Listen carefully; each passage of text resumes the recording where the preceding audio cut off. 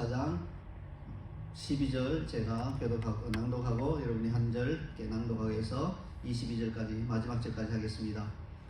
당일에 어떤 베냐민 사람이 진영에서 달려나와 자기의 옷을 찢고 자기의 머리에 티끌을 덮어쓰고 실로에 이르니라.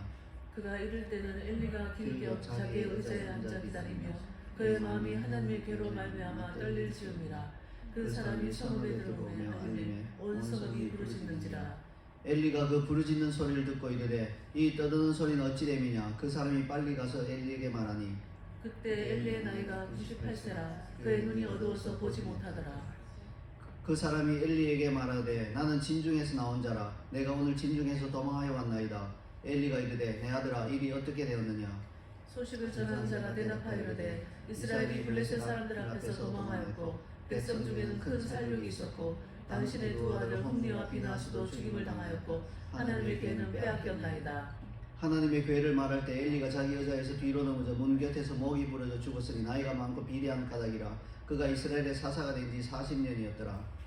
그의 며느리인 비나스의 아내가 임신하여 해산 때가 가까웠더니 하나님의 괴를 빼앗긴 것과 그의 시아버지와 남편이 죽은 소식을 듣고 갑자기 아파서 몸을 굽히려 해산하고 죽어갈 때 곁에 서 있던 여인들이 그에게 이르되 두려워하지 말라. 내가 아들을 낳았다 하되 그가 대답하지도 아니하며 관념하지도 아니하고 이르기를 영광이 이스라엘에서 떠났다 하고 아이 이름을 이가봇이라 하였으니 하나님의 괴가 빼앗겼고 그의 시아버지와 남편이 죽었기 때문이며. 함께 읽겠습니다. 또 이르기를 하나님의 괴를 빼앗겼으므로 영광이 이스라엘에서 떠났다 하였더라. 아멘.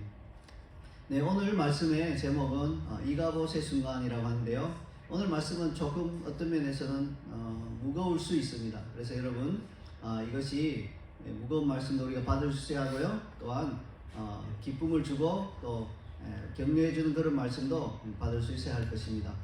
자, 우리가 이런 책이 있어요. 누가 이름을 함부로 짓는가라는 책이에요. 꽤 오래된 책인데요.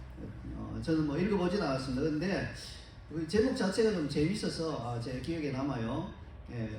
뭐 다들 그 자녀가 태어나면 이름을 짓죠. 근데 이 책은요 그렇게 하지 말라고 이야기하는 거예요. 누가 이름을 함부로 짓는가.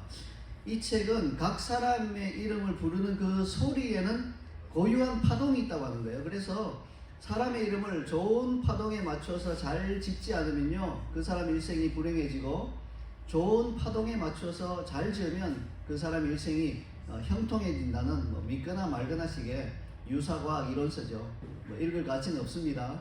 그냥 그런 책이 있다는 걸 그냥 소개한 것입니다.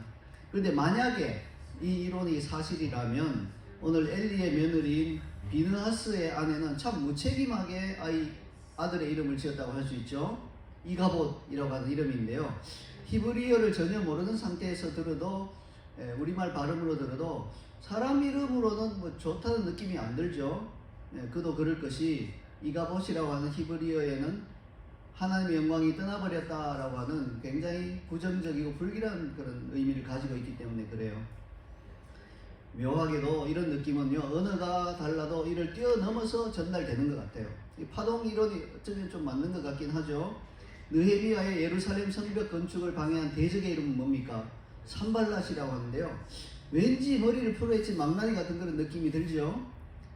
그런가 하면 선지자 예레미야를 때리고 그의 목에 나무 고랑을 채워서 이렇게 감옥에 가둬둔 제사장 바스훌에게 여호와께서 예레미야를 통하여 그가 앞으로 바스훌이라고 불리지 않고 마골 미사빕이라고 그렇게 불릴 거라고 말씀하여 주셨습니다. 우리가 히브리어를 전혀 몰라도 마골 미사빕 이렇게 하면 뭔가 밉살스러운 느낌이 들고 좋은 이름이라는 느낌이 전혀 들지 않죠. 이게 참 묘한 거예요. 이것은 언어라고 하는 것은요 어떤 뜻을 아는 것을 넘어서서 이 소리, 귀에 들리는 소리로 전달되는 느낌이 있는 것 같아요. 그렇죠. 그러므로요 세상의 모든 어머니들이 자기 아들의 이름을 불기 좋고 또 의미도 좋게 짓고자 하는 것이 인지상정이죠. 물론 때로는 뭐 아이의 할아버지 같은 분들이 손자 이름을 한자로 이렇게 찾으면서 거창하고 좋은 이름을 찾느라고 뭐 한 나라 전체를 다스리라는 의미로 김치국 이렇게 이제 하는 경우도 있죠. 가슴이 웅장해지는 실수죠. 이름이 김치국이면 천천히 발음하면 참 좋죠. 김치국씨 이렇게 하면 좋은데 뭐 아이들이 그렇게 불러줄 리가 없죠. 그냥 김치국 이렇게 해서 이제 김치국이 되는 거죠. 근데 어머니들은 그렇지 않죠. 어머니들은 부르기도 좋고 듣기도 좋은 애정이 담긴 이름을 선호하고 그걸 지어주려고 하겠죠. 자, 그렇다면 비느하스의 아내는 무슨 생각으로 아들을 낳고 그에게 이런 참담한 이름을 붙였을까요? 사실 오늘 본문의 이 장면은요, 어디서 본 듯한 느낌이 들 거예요. 성경 창세기에도 비슷한 장면이 나와 있거든요. 어머니가 아들을 낳던 도중에 숨이 끊어지면서 아들의 이름을 부정적인 의미로 지은 경우가 있었습니다. 창세기 35장 16에서 18절을 보세요. 거기 보면 이렇게 나와 있습니다. 그들이 베델에서 길을 떠나 에브라스에 이르기까지 얼마 거리를 둔 곳에서 라헬이 해산하게 되어 심히 고생하여 그가 난산할 즈음에 산파가 그에게 이르되 두려워하지 말라. 지금 내가 또 등남하였느니라 하며 그가 죽게 되어 그의 혼이 떠나려 할 때 아들의 이름을 베논이라 불렀으나 그의 아버지는 그를 베냐민이라 불렀더라. 야곱의 아내인 라헬은 막내 아들인 베냐민을 낳다가 숨이 끊어지면서 아마 커다란 미련과 슬픔을 느꼈던 것 같아요. 그래서 자신이 낳은 아들의 이름을 베논이라고 불렀습니다. 그것은요, 히브리어로 나의 슬픔의 아들 이런 뜻이에요. 아들의 이름치고는 굉장히 슬픈 이름이죠. 그렇지만 아버지인 야곱은 그를 베냐민이라고 고쳐서 불렀습니다. 베냐민이라는 의미는 나의 오른손의 아들, 혹은 나의 축복의 아들, 혹은 나의 기쁨의 아들이라는 뜻이죠. 정반대로 바꿔서 불렀습니다. 야곱이 그렇게 고쳐 부른 데는 충분한 이유가 있죠. 막내 아들 이름을 그대로 베논이라고 하면 어떤 일이 일어날까요? 막내 아들 보고 이름 부를 때마다 베논이야 이렇게 부를 때마다 라헬이 죽던 슬픈 장면이 계속해서 떠오를 거 아니겠습니까? 게다가 그 이름이 불려지는 당사자는 어떻겠어요? 그 당사자에게 계속해서 베논이 슬픔의 아들아 이렇게 부르면 그 당사자 역시 굉장히 슬퍼질 것이기 때문에 그렇죠. 나 때문에 어머니가 돌아가셨구나 이런 생각이 뇌리에서 떠나지 않을 것이기 때문에 이름을 베냐민이라 이렇게 고쳐 불렀습니다. 그렇지만 오늘 본문의 비느하스의 아내는요, 그 남편이 이미 이 세상 사람이 아니죠. 블레셋과의 전쟁에서 죽임을 당한 이후였기 때문에 라헬과 달리 이름을 바꿔줄 남편이 곁에 없었습니다. 그리고 더 중요한 것은 뭡니까?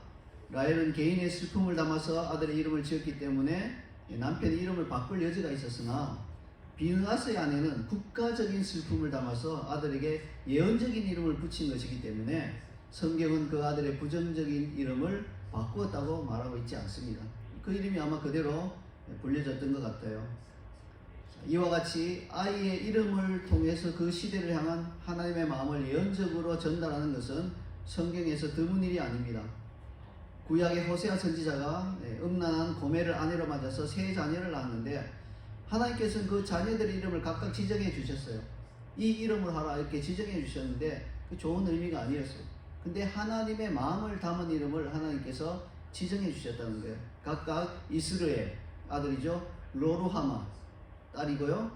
로암미 아들입니다. 이렇게 두 아들과 한 딸의 이름을 이렇게 지으라고 했는데요. 각각의 이름에는 그 시대를 향한 하나님의 마음 그리고 예언적인 의미가 담겨 있어요.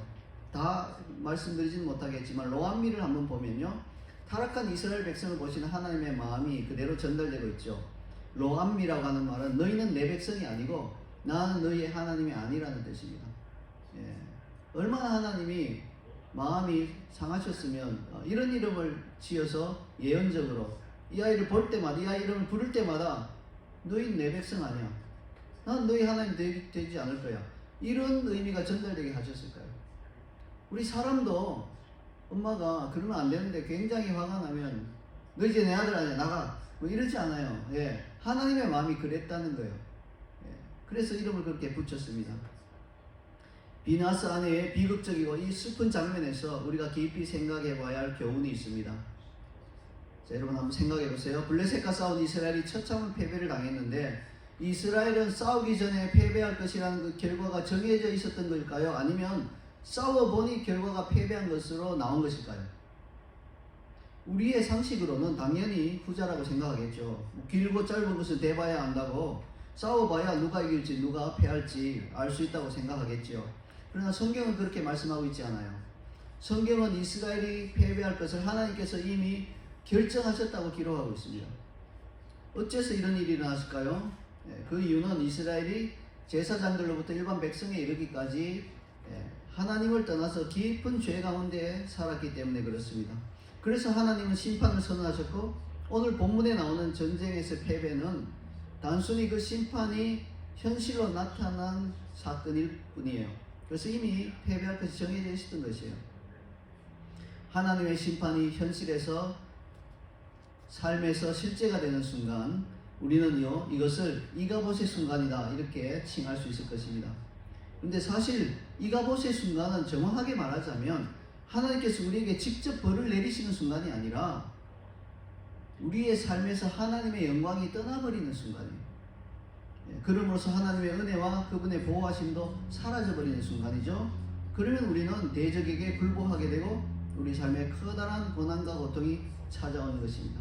여러분 이스라엘 백성이 출애굽하여서 광야에서 불평하고 하나님께 대적하였을 때 하나님이 그 백성에게 이가봇의 순간을 허락해 버리셨죠. 언제였습니까? 하나님이 보호하심의 손길을 걷어버리니까 불뱀이 나타나서 이스라엘 백성들을 물어서 많은 사람이 죽게 되었죠.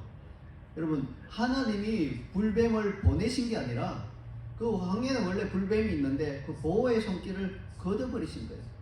그러니까 불뱀이 이스라엘 백성에 큰 해를 끼친 것입니다. 이가봇의 순간은 우리 삶에서 뜻밖의 찾아오는 재난이나 고통의 순간과는 분명히 다른 점이 있다는 것을 아셔야 합니다. 우리는 이가봇의 순간이 어떤 점에서 우리가 당하는 다른 일반적인 재난이나 고통과 다른지 17절을 통해서 볼 수 있어요. 함께 17절을 읽어보겠습니다. 시작.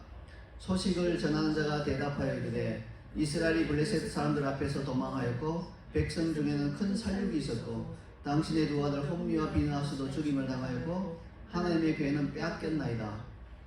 이 내용들은 지난주에 우리가 메시지를 통해서 다루었죠. 즉 이가봇의 순간에는 다른 일반적인 재난 때와는 달리 우리 삶에 초래된 어떤 신체나 재물에 대한 큰 손실과 함께 우리에게서 영적인 지도자가 사라지고 하나님의 약속이 희미해지고 소망이 사라진다는 특징이 있습니다. 그러면 우리는 하나님께서 우리를 떠나신 것처럼 느껴져서 이가봇의 순간에는 비느하스의 아내처럼 절망조에서 탄식할 수밖에 없는 그런 상황이 펼쳐지는 것이에요. 그런 반면에 일반적인 재난에서는 그리스도인들은 보통 더욱더 하나님을 찾고 하나님의 도우심을 간구하게 되죠. 이렇게 차이가 있는 것을 아셔야 합니다.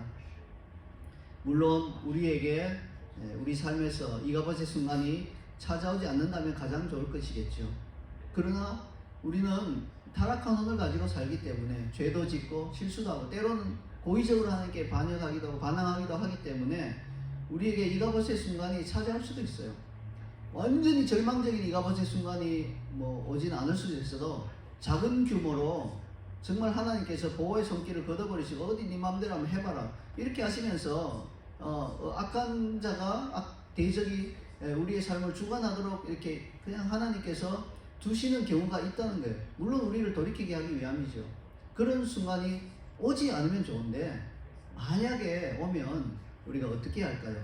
그래서 오늘 본문을 통해서 우리는 어떻게 하면 우리 삶에 이가봇의 순간이 찾아오지 않도록 미리 방비할 수 있을지, 또 만약에 이 순간이 찾아온다면 우리가 어떻게 행동해야 할지를 살펴보도록 하겠습니다. 먼저 우리가 알아야 할 사실은 이가봇의 순간이 갑자기 우리에게 순식간에 닥치지는 않는다는 것이에요. 이렇게 말하면 우리 인생에 사고나 이런 거는 갑자기 순식간에 나잖아요. 자동차 사고가 미리 예고하고 나나요? 이렇게 반문하실 분이 있는데 여러분 그게 아니고요. 사고나 불행한 순간 얼마든지 갑자기 일어날 수 있죠. 그러나 이가봇의 순간, 하나님의 영광이 떠나가고 하나님이 우리 삶에서 그냥 대적들이 우리 삶을 주관하게 하는 그 순간은 갑자기 닥치지 않아요. 절대로. 서서히 진행되다가 이제 어느 순간에 나타나는 것이에요. 그래서 이 지금 말하는 이가봇의 순간은 우리의 계속되는 죄와 반역으로 하나님께서 우리를 떠나시고 그분의 은혜의 손길을 거두시는 순간을 말하는 것이고요.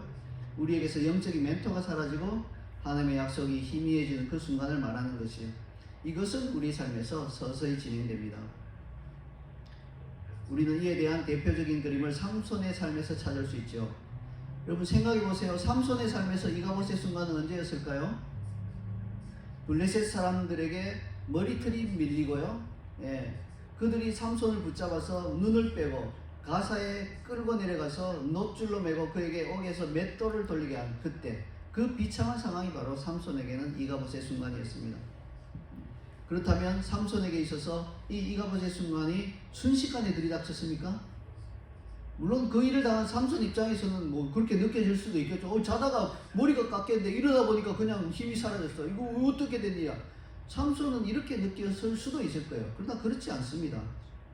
삼손은요, 그 일을 당할 때까지 자신은 몰랐을 뿐이지만 서서히 그 일이 그의 앞으로 다가오고 있었던 거예요. 예, 여러 해에 걸쳐서 서서히 진행되었습니다.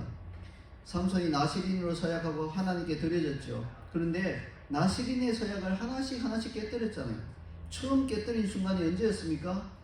삼손이 사자의 시체를 만져서 스스로 부정하게 된 때, 거기 꿀이 있으니까 나실이 있는 그 꿀을 먹으면 안 돼요. 사자 시체에 있는 꿀을 먹으면 안 되는데 그것을 손으로 떠서 먹었대요.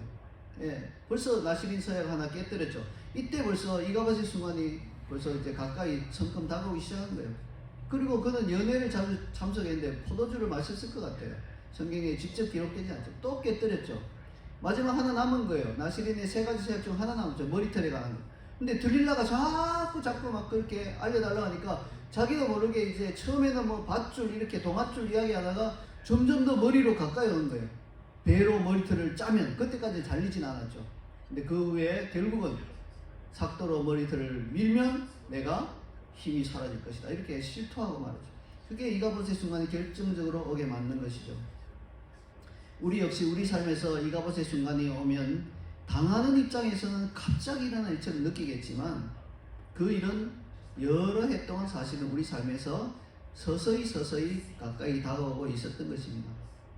감사하게도 사랑과 긍휼이 풍성하신 하나님은 아무런 예고 없이 갑자기 우리 삶에 이가봇의 순간이 들이닥치도록 하지는 않으십니다. 그 순간이 일어나기 전에 미리 경고를 해주세요.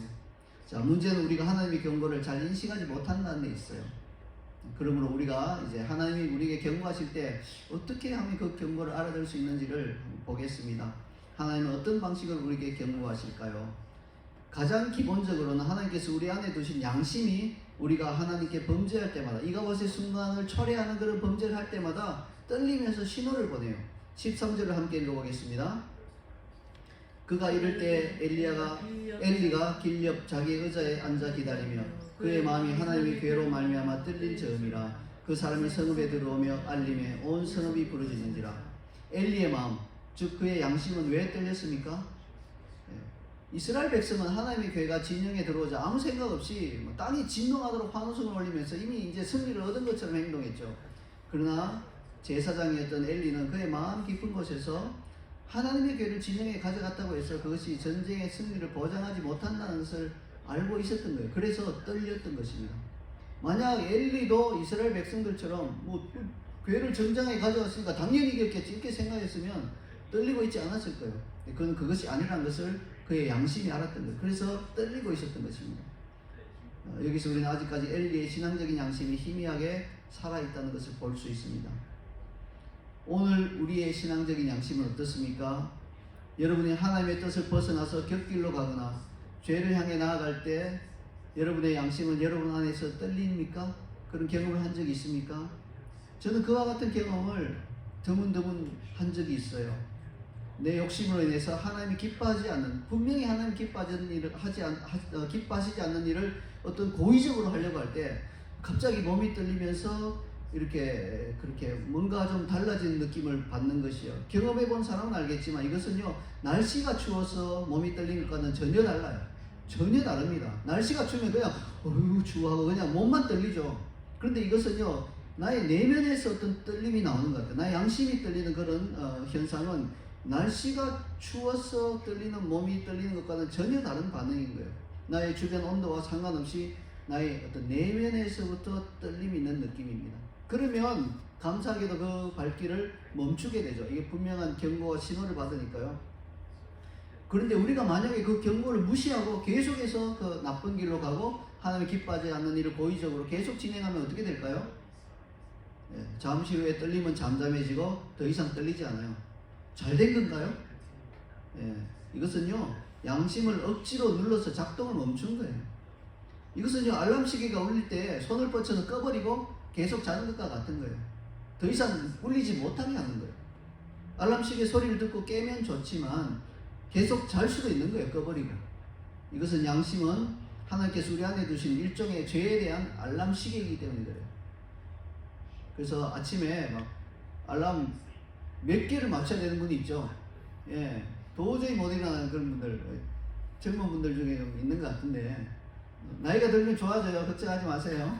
예, 근데 보세요.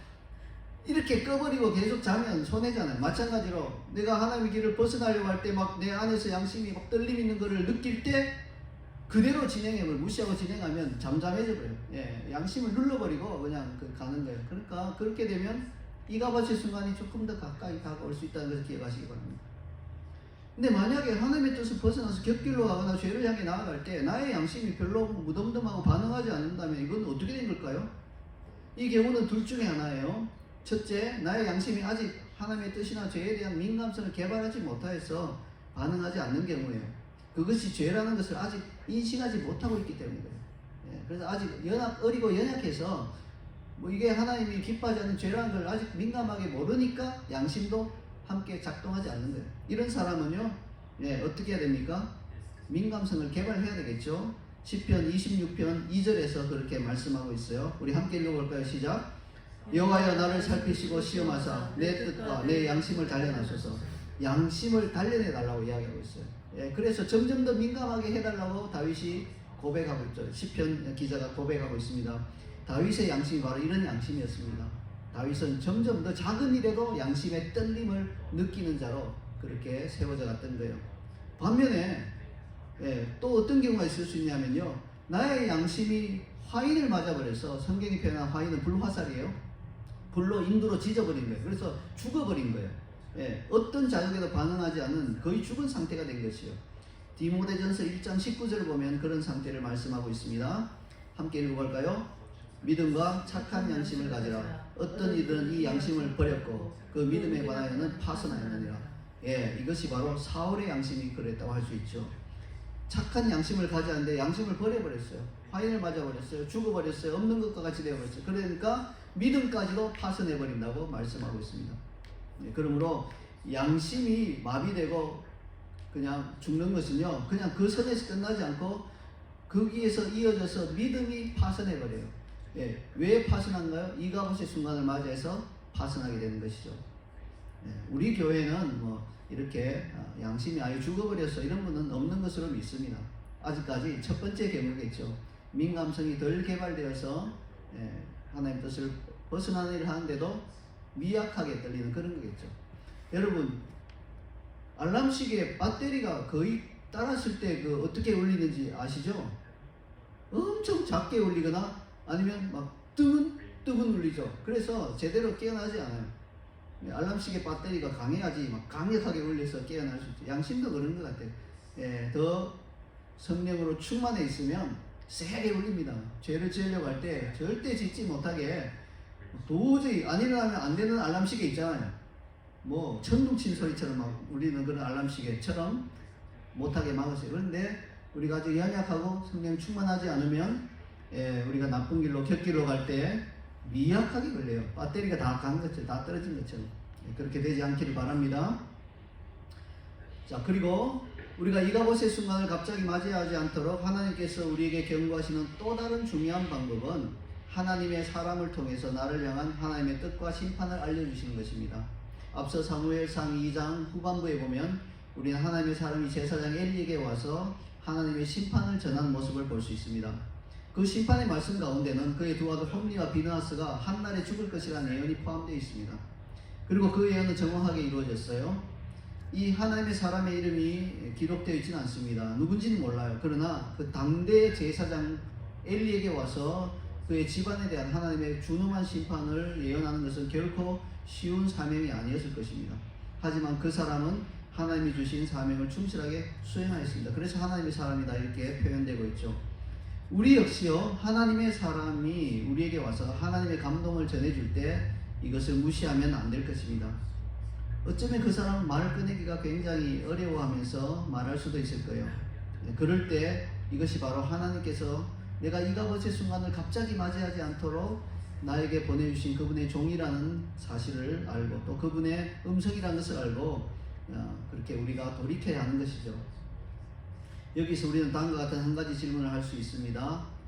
하나님의 심판의 예언은 반드시 이루어지는 것 아닌가요? 그 말을 듣고 우리가 할 수 있는 일이 없지 않나요? 여러분 그렇게 생각하지 마세요. 결코 그렇지 않습니다. 히스기야 예를 들어보세요. 히스기야가 병들어 죽었을 때 선지자 이사야가 그에게 나아가서 여호와께서 이같이 말씀하시기를 너는 내 집에 유언하라 내가 죽고 살지 못하리라 하셨나이다. 이렇게 예언을 전해주었어요. 그 말 듣고 히스기야가 나는 죽는 거구나. 아이고 죽어요. 죽는 이제 다 되었구나. 병들었구나. 그럼 뭐 하나님이 나를 데려가신다니 어쩔 수 없지 하고 집을 정리하고 유언했다면 히스기야는 그냥 죽었을 거예요. 하나님이 데려가셨을 거예요. 근데 어떤 일이 일어났나요? 그 말씀을 들은 히스기야는 얼굴을 벽으로 향하고 여호와께 심히 통곡하며 기도했습니다. 그 결과 하나님께서 뜻을 돌이키시고 히스기야의 수명에 15년을 더하셨습니다. 이렇게 하나님은 우리 반응에 따라서 얼마든지 당신의 뜻을 돌이키실 수 있어요. 물론 히스기야의 상황과 이가봇의 상황은 좀 다르죠. 이것은 이가봇 상황은 아니었죠. 그냥 하나님이 그를 데려가려 하셨는데 울며 통곡한 거죠. 이가봇의 상황은 조금 더 심각하게 해야 돼요. 조금 더. 히스기야도 좀 굉장히 심각하게 회개했죠. 그리고 탄원했죠. 그런 것처럼 우리가 하나님의 뜻을 얼마든지 우리가 기도함으로 돌이킬 수 있다는 것을 아셔야겠습니다. 그런데 이 하나님의 사람으로부터 심판의 예언을 들은 엘리 제사장은 안타깝게도 어떤 반응도 보이지 않았습니다. 성경에 아무 기록이 없거든요. 그냥 심판의 말씀만 나오고 끝나버려요. 어쩌면 그를 무시하고 막 화를 내면서 쫓아냈을 수도 있을 거예요. 자, 그럼에도 불구하고 하나님은 또다시 엘리에게 기회를 주십니다. 이번에는요 어린 사무엘을 통해서였습니다.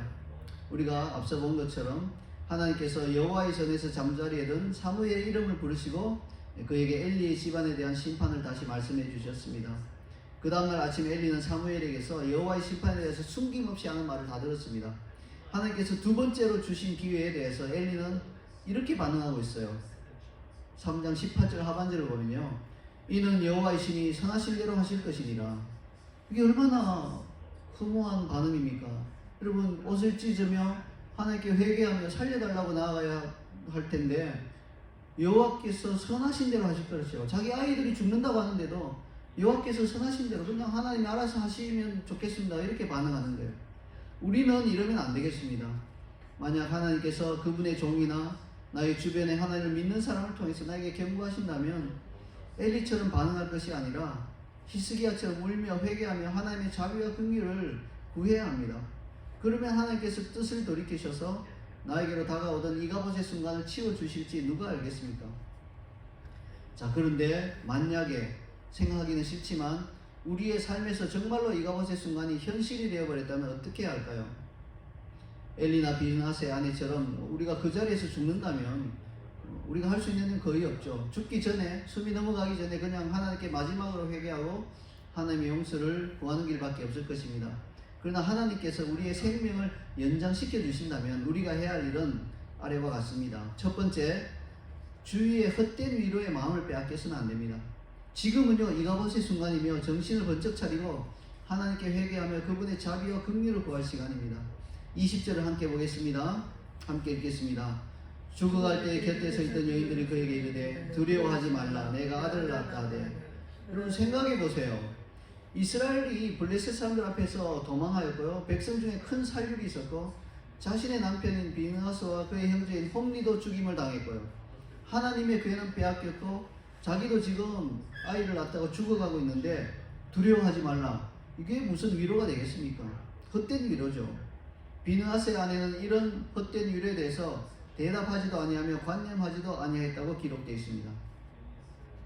이가봇의 순간에 누군가 우리에게 헛된 위로를 할 때 우리의 태도가 이래야 됩니다. 그들의 위로에 귀를 기울이고 그들의 위로로부터 마음의 위안을 찾으려고 해서는 안 됩니다. 그러면요 고통의 시간이 더 길어질 뿐이에요. 다시 한번 강조하고자 합니다. 일반적인 재난과 고통의 상황에서는 우리는요 다른 이들의 위로를 받아들이는 것이 마땅해요. 그게 위로가 됩니다. 그러나 이가봇의 순간은 그렇지 않습니다. 그러므로 위로를 하는 입장에서도 어떤 재난을 당한 사람을 무조건 위로할 것이 아니라 그 순간이 그에게 어떤 상황인지를 살펴서 위로할 것인지 혹은 다르게 반응해야 할 것인지를 분별할 수 있어야 되겠습니다. 하지만 그 정도로 되려면 속사람이 많이 성장해야 되므로 잘 모르겠다면 일단 기본적인 위로를 하는 것이 안전할 것입니다. 이는 어떤 사람이 정말로 위로가 필요할 때 위로하지 않는 것 역시 큰 문제가 될 수 있기 때문에 그렇습니다. 자, 두 번째로 우리 삶에서 이가봇의 순간에 현실이 되었을 때 우리의 반응은 어때야 합니까? 그럼에도 불구하고 하나님의 자비하심을 굳게 믿고 그분께 나아가야 하는 것입니다. 매달릴 곳은 하나님밖에 없다는 것을 우리가 꼭 기억하시고 하나님이 나를 죽이려 하실지라도 그분께 매달려야 하는 거예요. 그 길밖에 없다는 것입니다. 욥기 5장 18절은 이렇게 말씀하고 있습니다. 함께 읽어볼까요? 하나님은 아프게 하시다가 싸매시며 상하게 하시다가 그의 손으로 고치시나니. 우리가 만약 영적으로 아주 어리다면 욥기 이 말씀에 대해서 이렇게 반응할 수 있을 겁니다. 아니 어차피 싸매실 것인데 왜 아프게 하실까요? 아니 어차피 그의 손으로 고치실 것인데 왜 상하게 하실까요? 하나님은 병 주고 약 주고 하는 것을 좋아하시는 분인가요? 이렇게 말할 수 있는데요. 이런 말은 하나님의 뜻과 그분의 마음을 전혀 모르는 어린아이의 투정이에요. 왜 이것이 잘못된 주장입니까? 여러분, 하나님이 아프게 하시고 상하게 하시는 이유는요, 그분의 공의와 그분의 의를 세우고 또 우리를 회복하기 위한 것입니다. 우리가 우리 삶에 이가봇의 순간이 오도록 만든다는 것은요, 하나님의 공의를 엄청나게 침해했다는 거예요. 그러므로 하나님은 일정한 선을 넘으면요, 그분의 공의를 세우실 수밖에 없어요. 또한 그것은 우리로 하여금 죄 가운데 끝까지 거하다가 그냥 비참하게 죽는 비극을 막을 수 있는 길이기도 해요. 이것이 바로 에덴 동산에서 아담과 하와를 쫓아내실 때 아버지의 마음, 그 공의의 아버지의 마음이 그러했던 것입니다. 그리고 하나님은 어차피 싸매거나 어차피 그분의 손을 고치지 않으세요. 착각하지 말아야 합니다. 오직 회개하며 그분의 긍휼을 구하며 그분께 매어 달리는 자만 싸매주시고 그분의 손으로 고쳐주세요. 오늘 본문에도요, 하나님은 제사장 엘리를 싸매거나 그분의 손으로 그를 고쳐주지 않으셨어요. 그는 의자에서 뒤로 넘어져서 문 곁에서 목이 부러져 죽고 말았습니다. 우리가 하나님과의 관계에서 어차피 라고 말하는 것은 옳지 않은 태도예요. 이것은 아버지에게 가서 이렇게 말하는 것과 비슷하죠. 아버지 돌아가시면 어차피 저에게 주실 유산을 지금 주시면 안 돼요? 물론 유산은 아버지가 돌아가시면 자녀에게로 가게 되어 있죠. 그러나 어차피라고 말하면 그것을 요구하는 것은 전혀 다른 문제인 것입니다. 자, 말씀의 결론을 맺고자 합니다. 나의 인생을 돌이켜볼 때, 제 인생을 돌이켜볼 때 오늘 본문처럼 심각하지는 않았지만 작은 규모로 이가봇의 순간이라고 할 만한 순간들이 있었습니다. 그때 제가 계속해서 마음에 품고 암송했던 구절을 소개해드리고 싶습니다. 혹시 여러분에게도 이가봇의 순간이 온다면 이 말씀을 붙들고 힘을 얻으시기를 바랍니다. 미가서 7장 8절에서 9절 말씀입니다. 제가 여러분을 위해서 낭독해드리겠습니다. 나의 대적이여 나로 말미암아 기뻐하지 말지어다. 나는 엎드러질지라도 일어날 것이요 어두운 데 앉을지라도 여호와께서 나의 빛이 되실 것이미로다. 내가 여호와께 범죄하였으니 그의 진노를 당하려니와. 이게 바로 이가봇의 순간이죠. 마침내 주께서 나를 위하여 논쟁하시고 심판하시며 주께서 나를 인도하사 광명에 이르게 하시리니 내가 그의 공의를 보리로다. 아멘. 이 말씀이 여러분에게 이가봇의 순간을 당할 때 힘이 되기를 바랍니다. 우리가 여호와께 범죄하면 그의 진노를 당하는 것이 여호와의 공의입니다. 이가봇의 순간이 우리에게 올 수 있다는 말입니다. 그러할 때라도 우리가 회개하면서 주님을 간절히 찾으면 그분은 엎드러진 나를 일어나게 하실 것이고요, 어두운 데 앉은 나를 광명한 빛으로 나의 빛이 되셔 주셔서 나를 광명한 데로 인도해 주실 것입니다. 그래서 마침내 나를 위해 변호하시는 파라클레토스 성령님을 우리에게 보내주셔서 나에게 보내주셔서 내가 그 광명한 길로 나아갈 수 있도록 나를 일으키시고 세우시고 회복시키시고 돌이켜 주실 것입니다. 우리가 이가봇의 순간을 당할 수 있지만 하나님의 그 자비하심과 긍휼하심을 끝까지 믿고 그분께 매어 달려서 광명한 데로 나아가는 우리 모두가 되기를 주님의 이름으로 축원합니다. 아멘. 우리 한번 기도하십시다.